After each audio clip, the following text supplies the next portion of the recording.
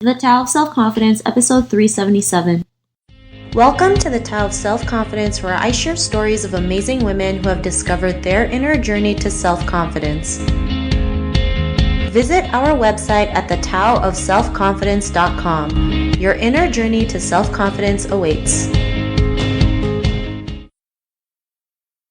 Well, hello friend. Welcome to the Tao of Self-Confidence, where I share stories of amazing women who have discovered their inner journey to self-confidence. I'm your host today, Sheena Yap Chan, and today I have an amazing lady on the show today. She is an entrepreneur and the author of The Last Key to Success, and I'm just really excited to have her on today and share her story with us. So without further ado, I'm going to introduce you to Grace Gong. Grace, how are you today? Maybe you can fill in a little bit more about yourself to our listeners. Hi, Sheena. Thank you so much for having me on the podcast, and I feel really honored to be on it. I'm really impressed by the fact that you're inspiring so many Asian women, and I just think it's a really noble cause, and this project sounds really cool. I'm very happy to be on it. My name is Grace Gong. I was originally from China.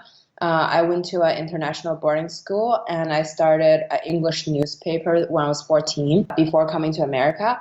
And after I came to America for undergrad and grad school, and then now I'm currently living in San Francisco and creating my own company, and then also doing other fun projects such as this book. My book, The Last Key to Success, is covering 21 founders on the list of Forbes under 30. And we're talking about I created 13 different questions about how do you find a co-founder, how do you build up a team, how do you do marketing, how do you push out a really good product, how do you raise funding, and covering all of these topics. And so if anyone who is an entrepreneur who wants to be an entrepreneur, I think it's a great read for you to just get a sense of what entrepreneurs are nowadays are doing. And then I think I hope this could help some people like myself to see what's out there and then be actionable. Awesome. Well, thanks for sharing that. And that sounds like such a great book. The best way to learn is to learn from people who've already succeeded and kind of model after them. Thanks for sharing that. And what would be your favorite self-confidence quote? I don't have a quote, but I have a mentality. I think self-confidence is all about being actionable and persistent about what you want. So I think for me, self-confidence is do something that you want to do is what I define as self-confident. Thanks for sharing that. And you answered the next question, which was what's your definition of self-confidence? And it's just taking the action that you want, right? I believe taking action is really important when it comes to self-confidence. I think that's the only way to cure fear, right? Just to do the action, just to do it. Not be fearful, because a lot of things, what I've learned is a lot of times I was oh, what if I lose money? What if I lose this? What if I risk this and that? But a lot of time it didn't really happen. Whatever my worries are it's not really on actual things I should be worried about. So ladies, just go for what you want, I think.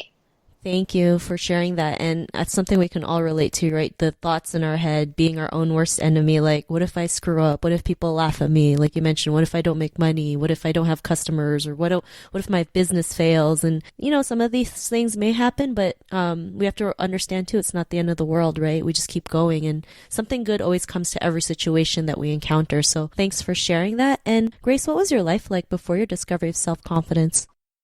I don't want to say this, but I think I always had self-confidence. I think the first time I realized it was when I was 5, or was I think after kindergarten, before I entered first grade. My mom sent me to a summer camp, and one of the summer camp activity was you literally have to walk through a net bridge. And then at that moment, because I was a little bit overweight as a kid, and I've seen a lot of kids walk past it, and then I just told myself I can do it, and then I just shout I can do it, and then all the teachers clap, although I fall on the net in the middle, but I still finish walking over it. So I think that's when I discovered self-confidence is a thing that gets you over a bridge or get you over a failure. Thanks for sharing that. And that's a great story, right? I mean, just 3 words, I can do it, can be so helpful. I remember, like listening to those words that like in a cartoon. It was like this train. It's just like a story of this train who said he can like just keep going, right? Chewing all the way to wherever their end goal was. And he just kept on saying that I can do it, I can do it, I can do it. And I think that was the first memory that I realized like we can really believe in ourselves if we just keep telling ourselves we can do it. We have, that passion, that drive, that action to go out there and courage to just do it. And, was there a point in your life where you realized like you can do like great things, like how, level up? What was that aha moment in your life where you had even more self-confidence? I think like I think one of the things that somewhat inspired me a lot is, so I think like there's a Mindy Kaling quote. So like Mindy Kaling wrote in her second book, basically she was saying that like a little kid asked me why she has self-confidence or something. And then she was like, by the time I didn't know what to answer. And then she said like, and then like in the book, she said that like, practice makes self-confidence. I think like when it was like 2015, like I was overweight and then like I went on a date. My date told me that like, you're so fat. And then at that moment, I was like, oh, it's like a huge slap in my face that like, I was like fat. And then like, I was like being a little bit overweight, like since I was a like little kid to a teenager to like high school to even come to America. I was always like a little bit like lack of confidence in my appearance. Although like I could carry myself really well, although I could make friends, but I was always like, like a little bit concerned about like, what if I keep being fat? And at that moment, I was really like super sad myself. Like I was like really don't know what to do at that moment because I was so embarrassed. And if a guy told you you're fat, you just really want to just go home and cry and kill yourself. But like I didn't really do any of that. I just started going to the gym. I went on elliptical and then I just watched like at the beginning I watched like 3 episodes of Seinfeld on the elliptical. So I stay 1 hour each day. And I've been doing that since 2015 July until now. I've been going on elliptical every single day. And nowadays, I listen to an Audible book or, listen to a podcast like this one or listening to Audible book or like watching like a YouTube video about inspirational stuff. I think like this whole experience definitely like gave up my self-confidence. I think after 5 months, I lost 50 pounds. I think every month I lost 10 pounds because like I keep going to the gym. I watch like, those YouTubers making like healthy diets. And then I just like use my action, like persistence to like make myself went through like this losing weight journey and then, rebuild my self-confidence, I think.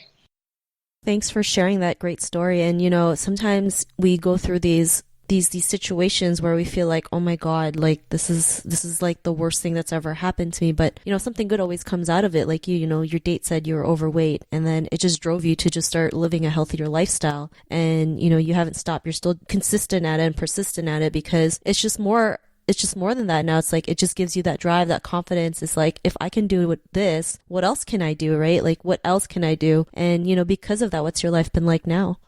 Yeah, for sure. I totally agree with you. I think one of the things that people always feel it's like, self-confidence is like a one-time thing or like, at one point when you're like sad or whatever, you need to have self-confidence. But I think self-confidence is an action-driven lifestyle because I feel like you need to be self-confident every single day. And like, I mean, it's really, really hard, especially at the beginning, especially like, when you practice self-confidence, like, especially when you didn't really do anything that you're super proud of, ladies just keep pushing. Like, I think confidence is a lifestyle. Like you have to keep doing it. Like, I think action and persistence make you more confident because practice make perfect or make better than who you used to be yesterday. So if you're doing something you're like proud of, even it's like a very small thing, even, like it's like losing weight, right? Like, so when you like have like one bite of ice cream doesn't mean you have to finish this whole pain. So like, just have this one bite and live with it. Like the next day you have like half of the bite. The next day, you don't have a bite. So like, I think it's very important to have the mindset of like, being like persistent and then doing something and doing something actionable to maintain your self-confidence instead of like, just doing it once, just doing it twice.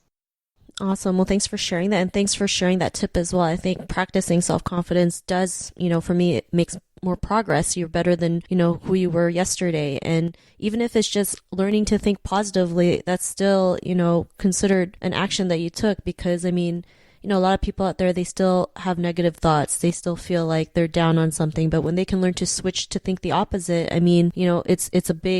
it's a big success, like you celebrate every single success that you do in your life. So I really love that you mentioned, practice self-confidence, taking action. And it really is all about taking action. And I think the more we keep on reminding ourselves that, the more we will have that drive to go out there and take that action. So thanks for sharing that. And Grace, if our listeners wanted to get to know a little bit more about you and what you do, or wanted to check out your book, The Last Key to Success, is there any links or social media profiles we can connect with?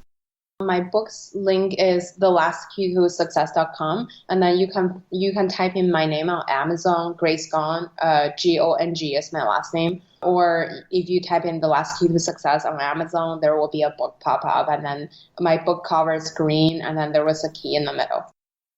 Awesome. Well, thanks for sharing that. And to our listeners, if you want to connect with Grace or check out her book, you can also head on over to thetaoofselfconfidence.com and search for Grace's name. Her show notes will pop up along with everything else that we talked about. And I just want to thank Grace for taking the time to share her story with us today on self-confidence. So thank you so much, Grace. Thank you so much, Sheena, thank you so much for having me. Not a problem. It was great having you on the show. And to our listeners, be on the lookout for another new episode of another amazing woman's journey to self-confidence, and we'll catch you later. Bye for now. Thank you for tuning in to another amazing episode of The Tao of Self-Confidence. Visit our website at thetaoofselfconfidence.com to check out cool resources, blog articles, show recaps, and so much more. Your inner journey to self-confidence awaits.